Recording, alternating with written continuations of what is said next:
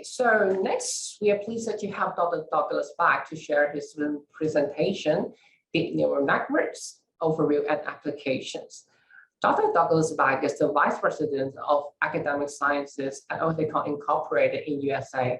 Apart from his role at Oticon Incorporated, he is also a senior editor of clinical research with Hearing Review and an adjunct clinical professor in the State University of New York at Buffalo. Dr. Beck has nearly 190 publications and 1,275 abstracts on a wide variety of audiology and professional topics. Dr. Beck, please. All right. Well, thank you very much. I am hopeful that I'm going to do this properly. We'll find out in a few moments. And I'm going to try to load my PowerPoints, which I know are here somewhere. Let's go with these. That looks familiar. Let me just get started here. And okay, and I'm so glad we're starting early because it'll take me all this time to figure out what I'm doing. If someone could confirm that you can hear me and see me. I'm going to take that as a yes. Yes, Dr. Beck, we hear you. Okay, so Edwin, we're good to go. Everything seems to be working.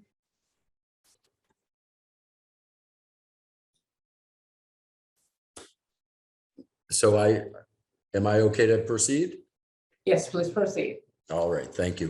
First, I want to start by thanking my colleagues and my friends in Hong Kong. I have been there a couple of times. I love going there. I'm so sorry we can't do it this time, but perhaps next time. I want to focus on deep neural networks, overview and applications. This presentation is going to review concepts and applications of deep neural networks. Now, deep neural networks are kind of fascinating. And if you're not familiar, this is the point of this presentation, is to make you familiar with this so you understand how and why we embed deep neural networks in our hearing aids. We'll speak for about, I think I've got 4 hours. No, that was a joke. I'm sorry. I think I've got about 45 minutes. We're starting a little early, so I may take a few extra minutes. And then I will be happy to take questions and answers. So thank you very much. Speaker disclosure. I am an employee of Oticon Inc. in the USA. I've been with Oticon now starting my 17th year. Relevant non-financial relationships. I do an awful lot of stuff in audiology. All of those are volunteer things. When you see virtually every month, I'm in the Hearing Review with an article or an interview or whatever. I'm an adjunct clinical professor at State University of New York, and I'm a peer reviewer for way too many publications. These are my websites. I would like you to take a picture of this because I'm not going to go back to this. I'll give you about 10 more seconds. DouglasLBeck.com is the website that I maintain. So it goes chronologically. If you go to links and PDFs, it goes back to 2008 or something like that. It's got my last 125 papers, something like that. bit.ly, bit.ly, that is maintained by my dear friend and colleague, Elizabeth Schiller in Somerset, New Jersey. And that includes a lot of videos. So I would urge you, you may want to check both of those. So I'm going to switch screens. I hope you've had enough time to take a photo of that. You may want to keep your camera handy in case you want to take photos of any of these screenshots. Okay, deep neural networks in 90 seconds. I can't do that. So I'm going to do it in about 3 or 4 minutes. I want to talk to you about, you're familiar with artificial intelligence. You've heard that term your whole career. We stopped using that term about 12 or 15 years ago at Oticon because we realized that the term artificial intelligence. All right, Dr. Beck, to interrupt. Maybe have you shared this PowerPoint slide with all of us? Yes. You're not seeing my slides? Yes. We can't see it at the moment. Okay, let's try reloading them. Give me just a second.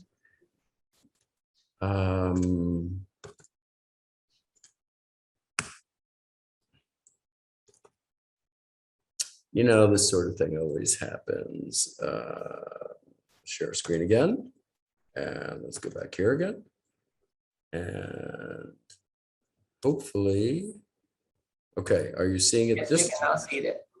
Oh, well, now anybody could do it when you see the slides. All right, so you're seeing the slides and you can hear me, right? Yes. All right, deep neural networks in 90 seconds. Okay. So artificial intelligence, we stopped using that term 10, 12, 15 years ago because artificial intelligence could be as simple as the thermometer in your house, right? You set your air conditioning perhaps at, let's say, 75 degrees Fahrenheit. When the temperature gets to 77, then the air conditioner comes on, brings it back down to 74, 75, and so that's artificial intelligence. It doesn't have a lot of meaning. It could be the thermostat in your refrigerator. It could be so many simple things. So we got away from that. Machine learning is more useful in hearing aids because machine learning could be that when you get to 70 dB SPL or something like that, the hearing aid knows to go into directionality or beamforming. So that's more applicable. But deep neural networks are the most intelligent of all digital technologies. And I'm going to give you two examples. One is biologic deep neural networks and the other is technical. In biology, you might think of a deep neural network as when you were born and your first 12 months, you listened and you got all sorts of auditory stimulation and your brain developed. As your brain is developing, you learn to speak, you learn to listen, you learn cognition. All of these channels are developing. So those are deep neural networks. In the technical world, you might think of a deep neural network as a self-driving car.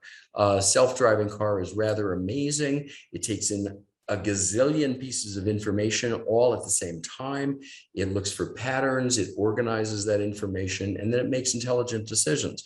So we have biologic deep neural networks. Another example of biologic is birds learn how to fly. They're not born knowing how to fly. They have to learn to flap their wings. They have to learn how to control their body. Some of them fall to the ground. Most of them can figure it out pretty quickly. Fish learn how to swim. You and I learn to walk and talk. So technical DNNs are a little bit different, but they try to mimic biologic DNNs.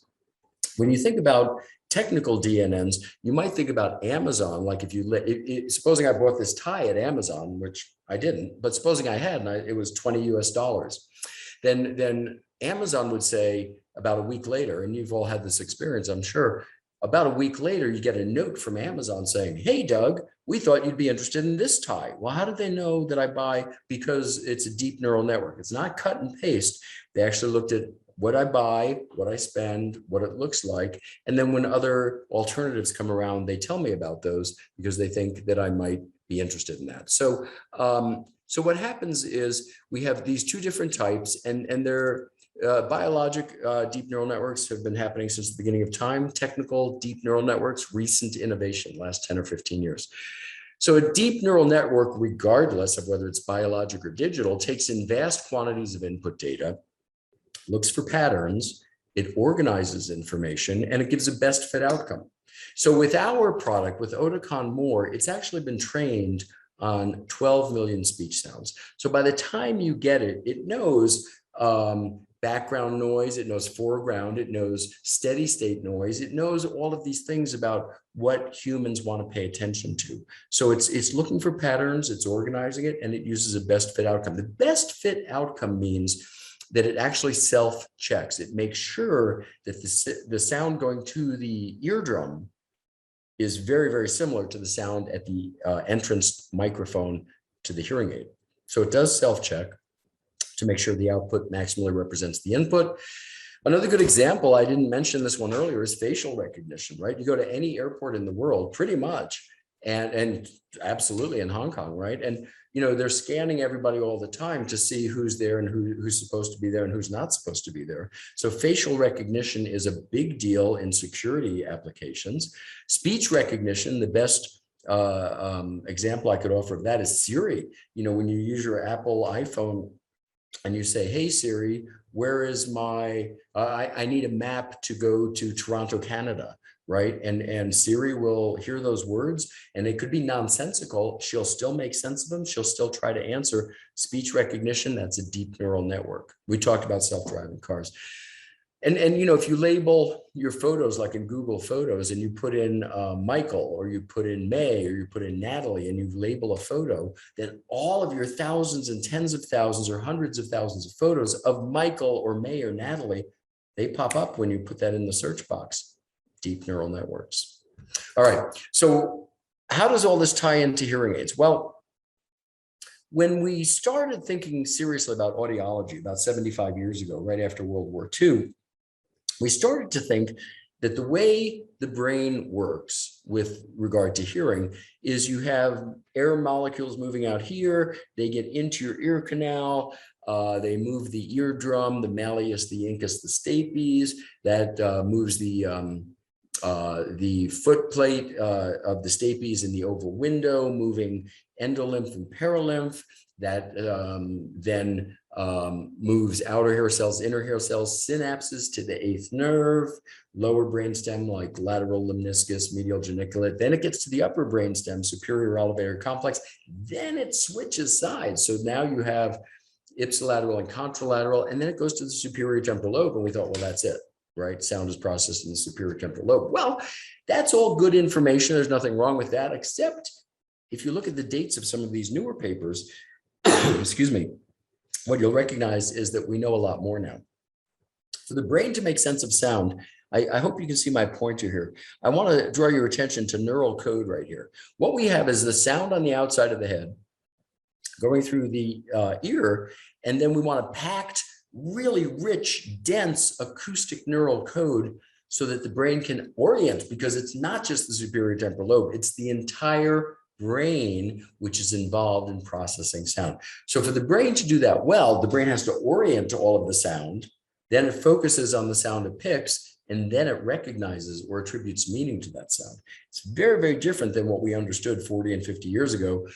I was a graduate student 40 years ago, and I learned a very different way that sound is processed. But this is our understanding in 2021, that the brain has to orient to sound, then focus, then recognize. Now, what do you think happens if you take sound and you use directionality and you make it smaller, smaller, smaller, smaller, smaller, or you compress, compress, compress, compress, compress? Well, then that neural code is not packed as rich as it might have been in a typically hearing ear.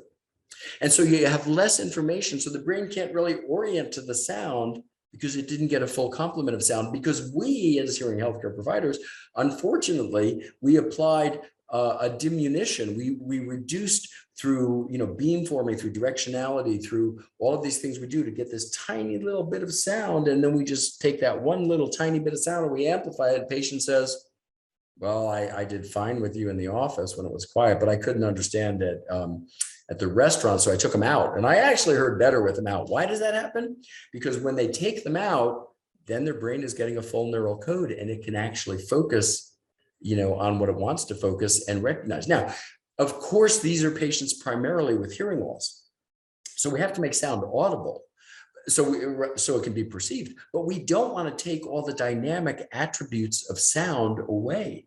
So Oticon MORE, using a deep neural network, what we try to do, instead of making it less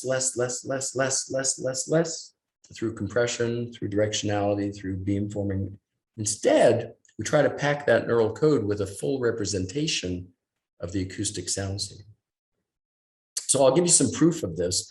Let's talk about, can a brain really orient better with a deep neural network? So we checked this by using EEG, electroencephalography. For some of you, that's a relatively new idea, but EEG has been around for 80, 90 years. I used to use it 30 years ago in the operating room when we would do skull-based tumors, and we would watch, it was called compressed density spectral array back then. I did a lot of those actually during open heart procedures to make sure the patient's brain was perfusing properly during surgery. So I had a lot of experience with EEG, and I was so delighted when my colleagues in Denmark came out with this. So I had nothing to do with the study, but I was so glad to see it. So what we did is we compared 3 hearing aids. We took Oticon MORE with the deep neural network on. That would be more sound intelligence turned on. And then we turned off the deep neural network, and we compared all of that to openness. So there's 3 hearing aids: Oticon MORE with the deep neural network on, deep neural network off, and we compared it to openness because that was our previous very best hearing aid. Now, this sound scene is very, very difficult. The way this works, F1 and F2, those are foreground speakers. 1, foreground speaker 2. This is your patient sitting here in the middle of the circle. B1, 2, 3, 4, that's background babble. the total sound for the babble, if you put all four speakers and all four talkers from each speaker together, it's 16 speakers, 16 talkers, I'm sorry. The overall sound pressure level is 70 dB SPL. The F1 and F2, those are the foreground speakers, their overall sound pressure level SPL is 73. So it's a 3 dB signal to noise ratio. That's incredibly challenging. Mead-Killian in 2001 published in Seminars in Hearing that people with normal thresholds need about a 2 or a 3 dB signal to noise ratio just to get half the words correct. And people with mild to moderate loss, they need 8 dB signal to noise ratio to get half the words correct. So we took a bunch of people, about 24 people with mild to moderate loss. So they should need about 8 dB signal to noise ratio. We only give them 3. And so these F1 and F2, that's normal speech envelopes. You see that all the time. B1, 2, 3, 4, those are 4 talk or babble in each of them. The reason we use babble, you can't really use speech spectrum noise, white noise, or pink noise because they're non-linguistic. Your brain naturally is a magnet for speech. Your brain, the most prominent, the most important sounds that your brain perceives that it attends to are speech sounds. So we used 4 talk or babble here. And we put 64 channel EEG caps on about 24 folks. And here's what it looks like. You know, when you're looking at an EEG like this, really hard to make sense of it. It's a lot of data. So what we did is we synthesized this down to 1 trace. Now that's familiar to most of the audiologists. It's what we do with ABR all the time. You take about 2,000 clicks and you put it all together, you synthesize it down to 1 click. And from that 1 tracing, I should say, from that 1 tracing, you look at interoral loudness differences at waves 1, 3, and 5, you look at amplitude, and you make some decisions about what it means. Well, that's what we did with this EEG. So the first thing we did is we looked at a traditional hearing aid, which is the top graph, the top speech envelope, going through a traditional hearing aid. And we tried to overlay that on the EEG. And what you see is it doesn't correlate at all. And then we took Oticon MORE and son of a gun.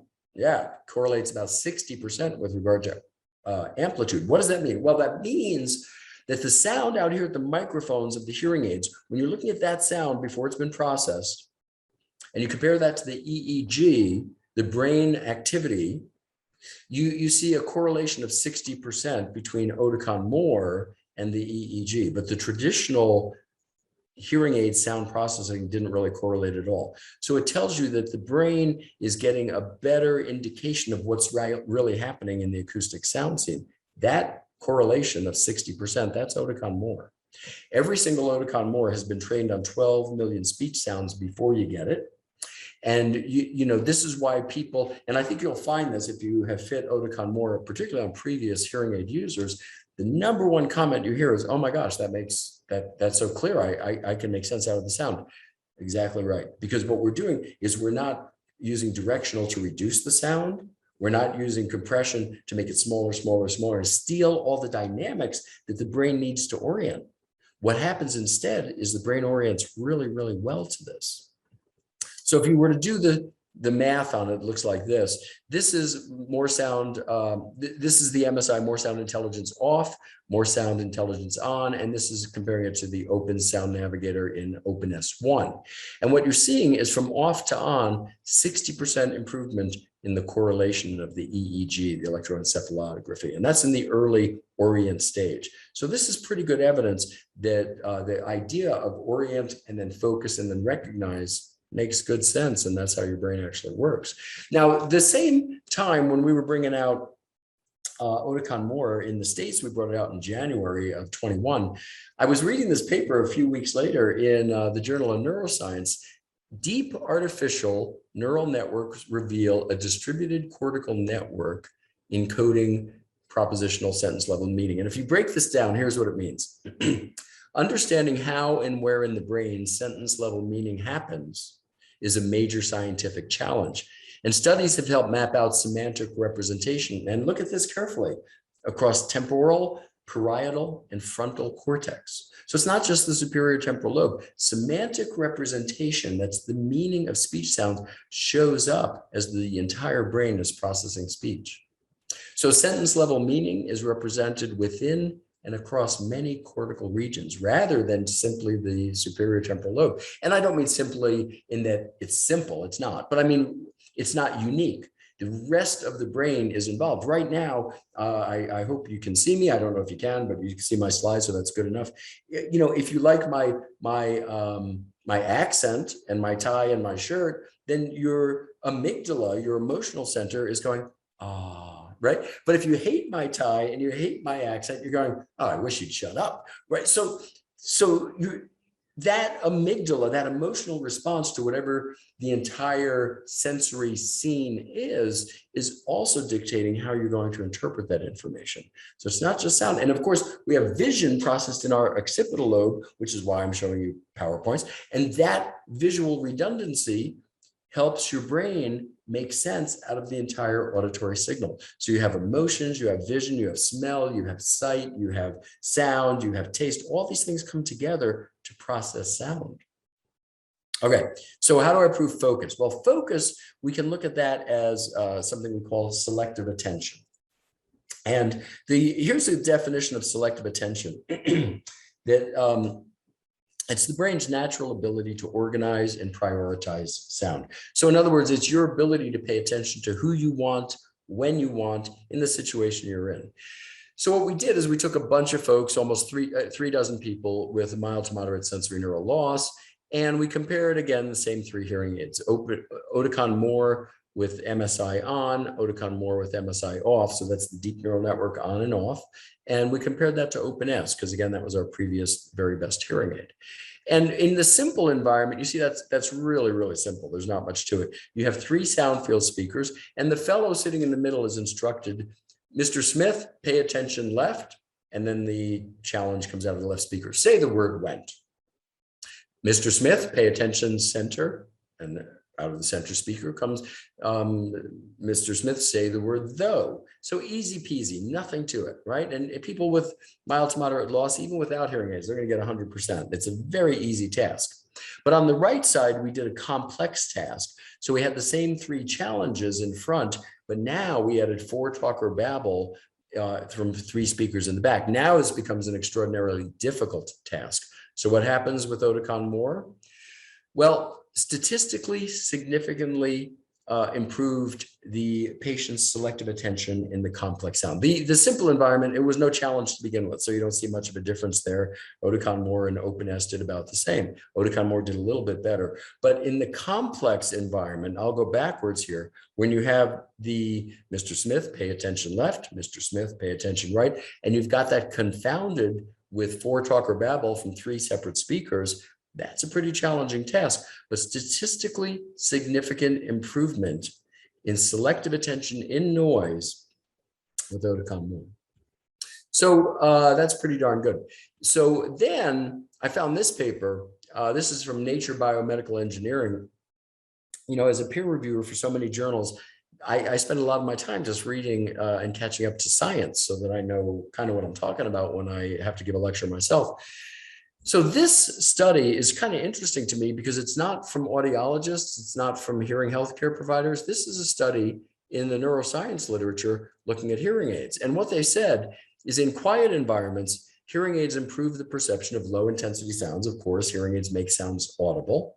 However, for high intensity sounds, for loud sounds in noise, hearing aids often fail to provide a benefit to the wearer. This is in Nature Biomedical Engineering about 4 months ago, 5 months ago. So they said low selectivity is a consequence of hearing aid compression, because when we compress sound, we decrease the spectral and temporal contrasts of the incoming sound, and amplification, which distorts sound. So they said, and this is kind of funny, processing strategies, you know, for hearing aids that avoid the trade-off between neural sensitivity and selectivity should improve the performance of hearing aids. Yeah, that's what Oticon MORE does. So we talked about orient through EEG. We talked about focus through selective attention. Now let's look at recognize. We're going to look at that 2 different ways. Number 1, speech understanding and noise, and memory recall. Those are the 2 tests we did. And we had about 18 folks, 68.5 years of age. Everybody had the same receiver, 85 dB receivers. And here's the challenge. So you had 4 background noise sources. Those are the blue speakers, each with 4 talk or babble, and 1 sound field speaker where the stimuli was delivered. So it could be, say the word shoe. say the word went, say the word thought, whatever it is. And what we saw is a clear improvement, statistically significant, with Oticon MORE as compared to OpenS. Now, OpenS was already tremendous with speech and noise. You know, I did a study. I wrote up a study with my colleague, neuroscientist Nick Legoff, 4 or 5 years ago when we introduced Open One, the original Open product. And we found that the improvement in speech and noise on Open One was typically 6.3 dB improvement in signal to noise ratio. That's fairly impressive because when you think about every 1 dB improvement in signal to noise ratio is worth about 8 to 10% improvement in clarity for the patient. So that's very, very substantial. And what we're doing here is we're telling you that, yes, indeed, if you just use the default setting, you just go through and you use Genie the way it's programmed, the way we properly program an Oticon MORE, you're going to improve the signal to noise ratio with Oticon MORE as compared to OpenS by about 1.5 dB. So that could be another 10 to 15, 20% clarity for the patient. And then when you personalize it, and so the patient comes back a week or two after they got the hearing aid, and you start fine tuning it, it could go up to 1.7 dB on average. So that's pretty substantial. That's not a total of 1.7 dB. That's on top of Oticon OpenS. So very, very substantial. Now, to give you that in perspective, the average directional hearing aid, when you use traditional technology and you set it on directional or beamforming, the improvement in signal to noise ratio with a RIC receiver in the canal or a right receiver in the ear, ear mold is going to be about 2 or 3 dB improvement. Yeah, we are up to better than 6.5, 7 dB on average. So this is why patients can report that they hear, they perceive, they understand better, because we're not making things louder, louder, louder. We're not compressing, compressing, compressing. We're not directionalizing by eliminating information that the brain needs to orient. We're improving the signal to noise ratio terrifically. And that makes all the difference in the world. Then we had this background where excuse me, we looked at memory tests. So we took 25 people, 58 years of age, mild to moderate loss. And they got this very easy task. They were told, just repeat the last word. So here's the task. Now close your eyes for a minute. If you're listening and watching, close your eyes, take this test. Repeat the last word. The team lost the match. You would say match. The lady hurt her arm. You would say arm. The coat hangs in a cupboard. You would say cupboard. The new towel was clean. You would say clean. She closed her eyes. You would say eyes. The lemons were quite bitter. You would say bitter. The men drew with a pencil. You would say pencil. Okay, now keep your eyes closed. Repeat all those words out loud. Most of us can't do that. Now, what happens if we say, repeat all those words in noise? Right. So what happened was the easy thing, just repeating, say the word went, say the word shoe, say the word bitter, say the word pencil. Yeah, that's easy. Yeah, no issue there. Short-term recall.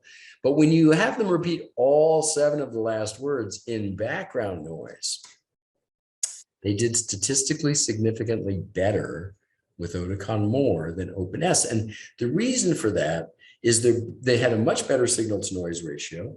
They had a much easier time. It was less of a challenge because the hearing aid processing using the deep neural network gave them a much better signal and much less noise, so they could focus more easily on the task at hand.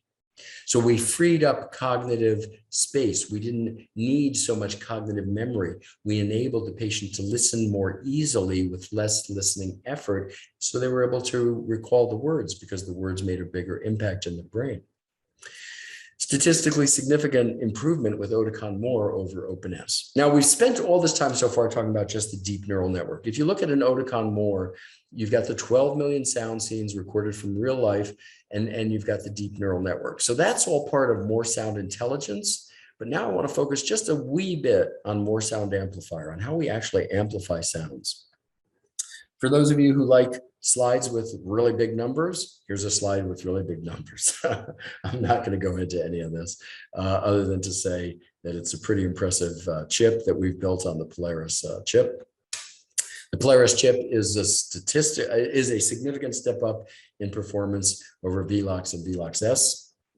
And of course, you can stream it to iPhones and to most Androids. You have to look, Android makes 7,645 different phones, and each one is different. So you have to look it up each time. Don't promise anybody it's going to stream. Look it up and make sure.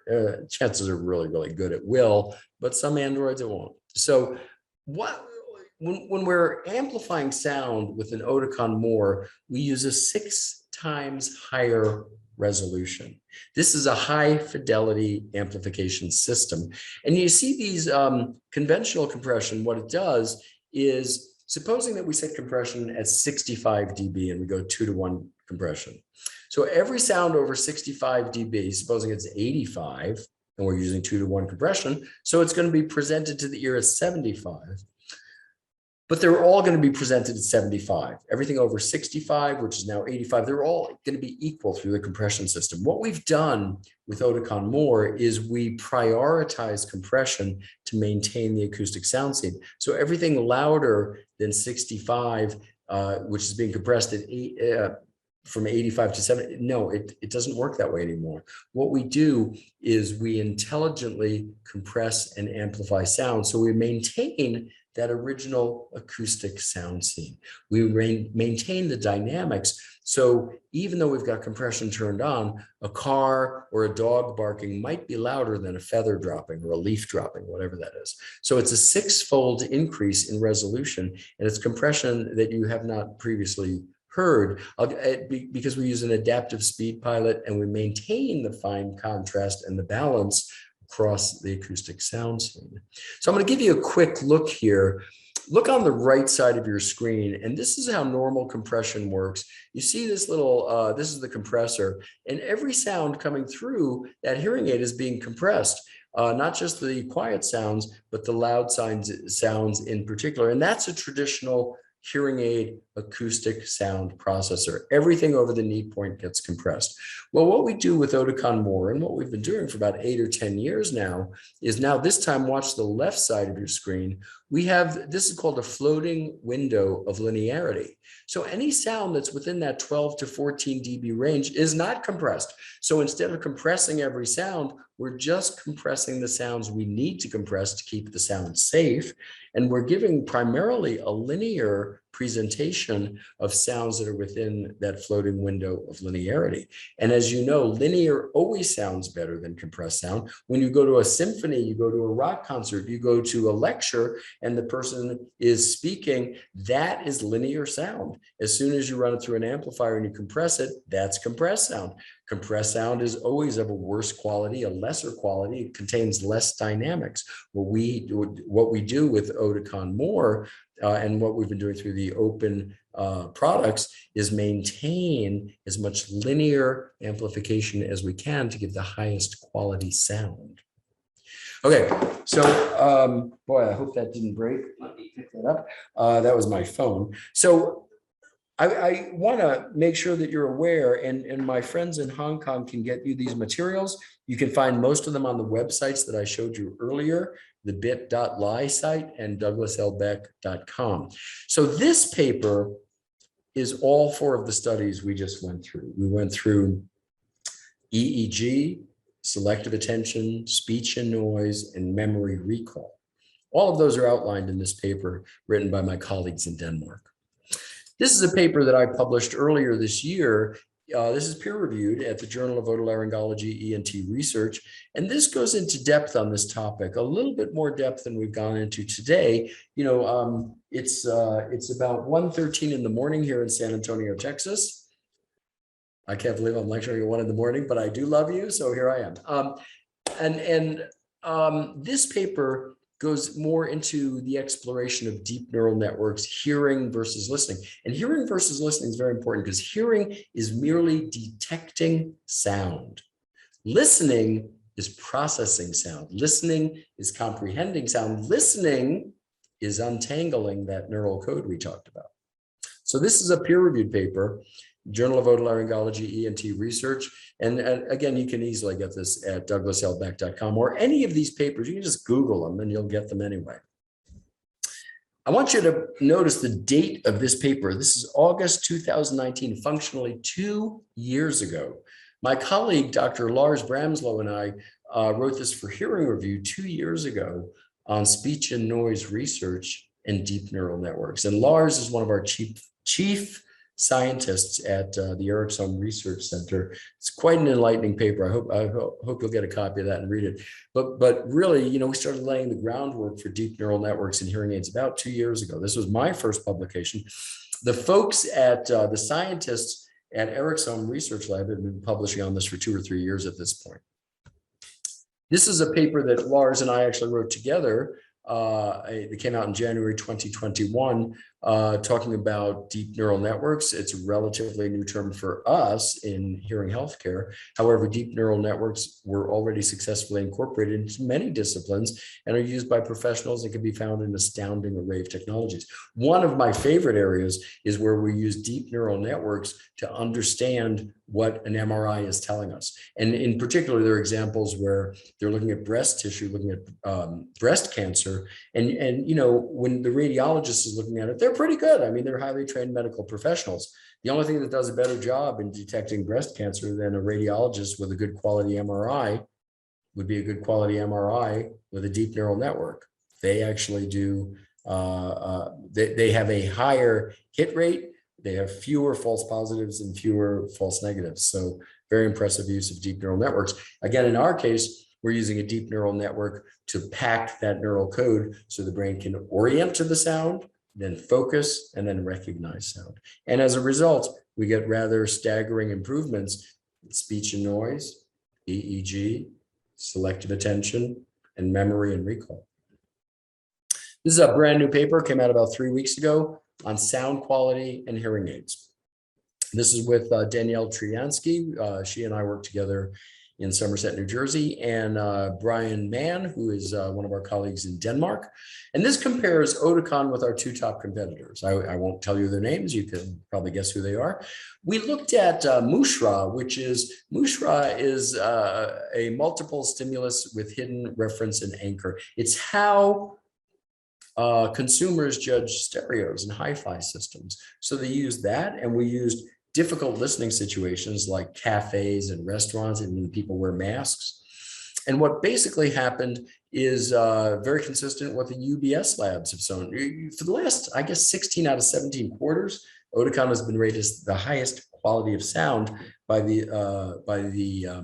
UBS labs. And this is very, very important because they come out every quarter and they survey about 500 hearing care professionals, and 16 out of the last 17 quarters, or is it 17 out of the last 18, Oticon has been rated as the highest in quality. We found the exact same thing in this paper. We looked at Mushra ratings, Oticon versus the 2 largest, most important competitors. We came out on top. We looked at different listening situations in restaurants, cocktail parties, people wearing masks, and we found about 80%, I think it was 8 out of 10 people preferred Oticon MORE to the other sound. So you can get this paper and get all the details. So we're finishing just at about 45 minutes after I started, so I got lucky on that. I would be happy to take any questions if I can figure out how to get back to the main screen. But in the meantime, I will turn it over to my colleagues in Hong Kong. And let me close that out and come back here. Screen sharing stopped. I think that was good. And I'm happy to take any questions if there are any. I know this is a difficult topic for many people. It's new for many people, but I'm delighted to take any questions. It looks in the chat. Let's see, audio is good. Audio is good. Could you try to relog in? We did that. Thank you so much for your presentation, Dr. Beck. A lot of our clients do perceive the differences between Oticon MORE 1 and OpenS1, most likely because of deep neural networks. Most of them have mild to severe hearing loss. What would you expect if DNN applies to Oticon exceed people with severe profound loss? Would you expect the same results? Well, I try not to hypothesize on things like that because I truly don't know. There would be so many factors that would be involved in trying to analyze that and come up with a reasonable conclusion. So I try to stick within the science and not extrapolate too much from that. So thank you for the question. I don't know the answer. Any other questions on deep neural networks, Oticon MORE, audiology in general, brains? I taught neuroanatomy and neurophys for many years. I'm happy to take any questions on that if there are any. My flight's not for 6 hours, so I got time. Okay, any questions, observations? All right, I'm not seeing any questions, so I'm going to turn it back over to my colleagues. Oh, there you are. Yes, sir. Any questions for Dr. Beck's presentation? If you have one, feel free to raise it now. No more? So if you have any, you can feel free to drop in the chat box. If you are a little bit shy to ask at the moment, you can type it and then we will forward it to Dr. Beck. Okay? So thank you, Dr. Beck, for your wonderful presentation. My pleasure, Edwin. Thank you for having me. Okay, so Au.D Hearing Speech Center Professional Honor Ceremony 2021 has come to an end. Thank you for attending. We greatly appreciate the effort, the support we have received from our speakers and every participant here today. Being the sole distributor of Oticon Hearing Aid in Hong Kong, Otic is committed to provide professional hearing healthcare services by offering our clients with the most relevant products that support cognitive health and improve quality of life. Should you have any questions regarding Otic's products and service, please do not hesitate to contact us. I hope all of you enjoyed today's seminar and we look forward to seeing you again in our next professional seminar. Thank you. Thank you so much. Have a great day. Thank you. Bye-bye.